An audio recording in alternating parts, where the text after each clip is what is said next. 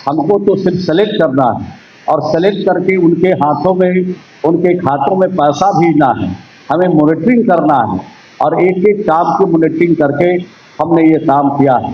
प्रमाण मिलेगा तो उस पर कार्रवाई होगी, लेकिन अभी सतर्क किया है कि गलती कहीं से नहीं हो, दिक्कत आप लोग कहीं से नहीं हो, इसके लिए सचेत सरकार। नमस्कार, आप देख रहे हैं न्यूज़ पीआर और मैं हूं आपके साथ ज्योति सिन्हा। देखिए, प्रखंड विकास पदाधिकारियों को नए वाहन सौंपे गए, इसे लेकर मंत्री श्रवण कुमार ने जानकारी दी है और साथ ही साथ ये भी कह दिया है कि अब किसी भी तरह की बात नहीं सुनी जाएगी, तुरंत एक्शन होना चाहिए। क्या कुछ कह रहे हैं श्रवण कुमार, सुनिए। ग्रामीण विकास विभाग के सभी हमारे पदाधिकारी हैं जो प्रखंड लेवल पर काम करते हैं, उनका आज एक दिन का मुख्य कार्यक्रम है, कार्यशाला है, प्रशिक्षण है।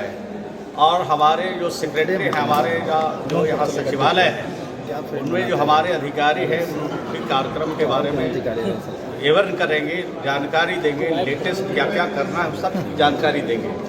आज उनको हम लोगों ने 422 गाड़ी जो प्रखंड स्तर पर हमारे वीडियो हैं उनको आज मुहैया कराया गया है और इसके कबल 112 गाड़ी मुहैया कराया गया था और सभी प्रखंडों को नई गाड़ी देकर के नई ऊर्जा के साथ वहाँ पर काम करने के लिए, रफ्तार को तेज करने के लिए आज जो भारत सरकार ने और बिहार के लोकप्रिय मुख्यमंत्री जी ने जो टास्क दिया है ग्रामीण विकास विभाग को, उस टास्क को पूरा करने के लिए हम इंफ्रास्ट्रक्चर भी सभी पदाधिकारियों को मुहैया करा रहे हैं ताकि बेहतर तरीके से काम करके बेहतर परिणाम दे सके।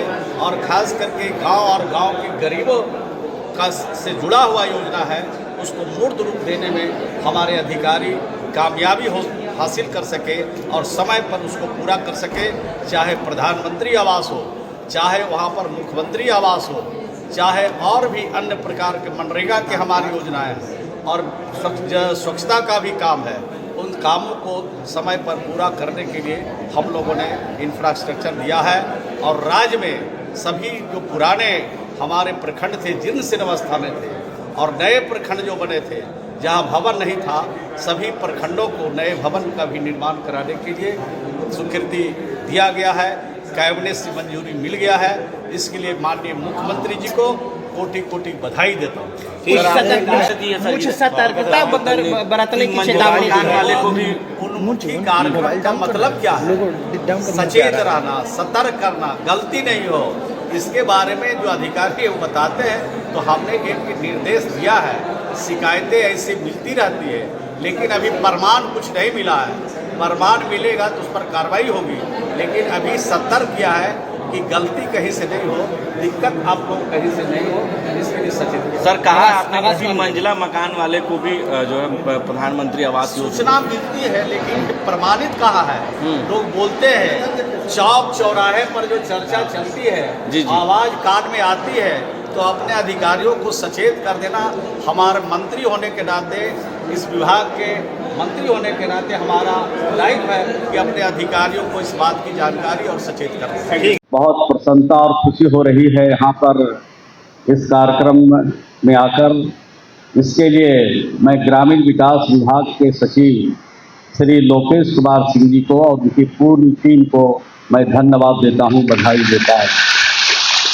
ग्रामीण विकास के ऊपर बड़ी चुनौती है और उन चुनौतियों का मुकाबला जब से ग्रामीण विकास के सचिव हमारे आए हैं और इनकी पूरी टीम, चाहे शर्मा जी हों, चाहे अभिलाषा जी हों, सब मिल करके ग्रामीण विकास विभाग की पूरी तत्परता के साथ, पूरी निष्ठा के साथ अपने विभाग के कार्यक्रमों को, कार्यों को आगे बढ़ाने में लगे।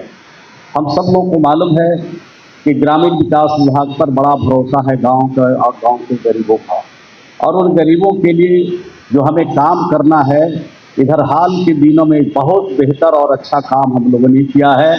इसमें नीचे के अधिकारियों को भी बहुत शुभकामना और बहुत बधाई देना चाहता हूँ। अभी प्रधानमंत्री जी आए थे और प्रधानमंत्री जी के कवल हमारे भारत सरकार के ग्रामीण विकास मंत्री जी भी आए थे और उन्होंने जो हमारी सूची थी 2018-19 में हमारी सूची जो प्रधानमंत्री आवास योजना की बनी थी, उसमें जितने लाभार्थी थे उनको पूरी तरह से आवास देने की उन्होंने सिर्फ घोषणा नहीं किया, बल्कि उसको घोषणा के साथ साथ उसको पूर्ण करने के लिए भी उन्होंने निर्देश जारी कर दिया। और प्रधानमंत्री जी के हाथों से और हमारे बीडीओ और हमारे अधिकारियों के और नीचे के हमारे जो कर्मचारी हैं आवास के सहायक हैं, उसमें मनरेगा के भी हमारे जो ग्राम पंचायत स्तर पर काम कर रहे हैं जिनको आवास योजना में लगाया गया है, उनके माध्यम से हम पूरे बिहार में लगभग 7 लाख से ज़्यादा लोगों को हम लोगों ने प्रथम किस्त की राशि भी हम लोगों ने दे दी। तो इस प्रकार से कुछ बचे हैं उसको भी हमें करना है। लेकिन एक जब गांव में हम लोग घूमते हैं तो ये शिकायत के तौर पर ये बात मैं नहीं कह रहा हूँ, मैं सिर्फ सचेत होने के लिए बात मैं कह रहा हूँ। और इसके पहले की बैठकों में भी आपको कहता रहा हूँ कि थोड़ा सचेत होकर काम करने की ज़रूरत है। जो बड़े लोग हैं जिनको 3 मंजिला और 2 मंजिला घर हैं, उनको भी आवास का लाभ मिल रहा है। तो इसमें कहीं न कहीं हमारे कर्मचारियों का, हमारे अधिकारियों का थोड़ा बहुत सहयोग होगा तभी वो मिल जाता है। तो इस पर थोड़ा ध्यान रखना है।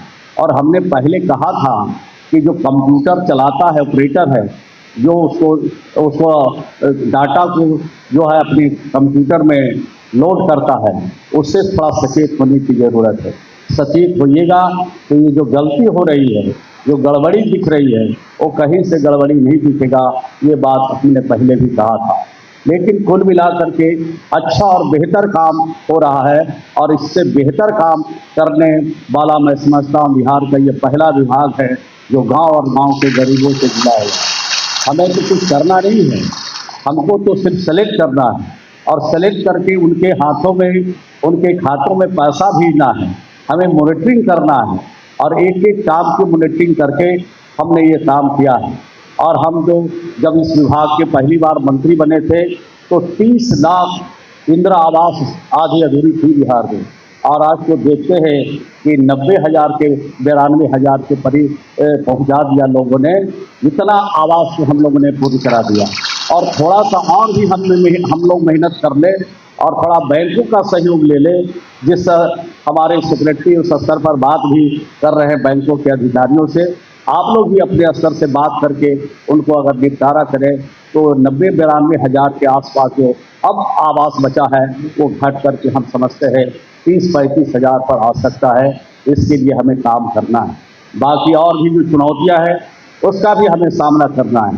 तो इन चुनौतियों का सामना करते हुए अपने विभाग को और ऊंचाई पर ले जाना है, यही शुभकामना देने के लिए आज यहाँ पर आए थे।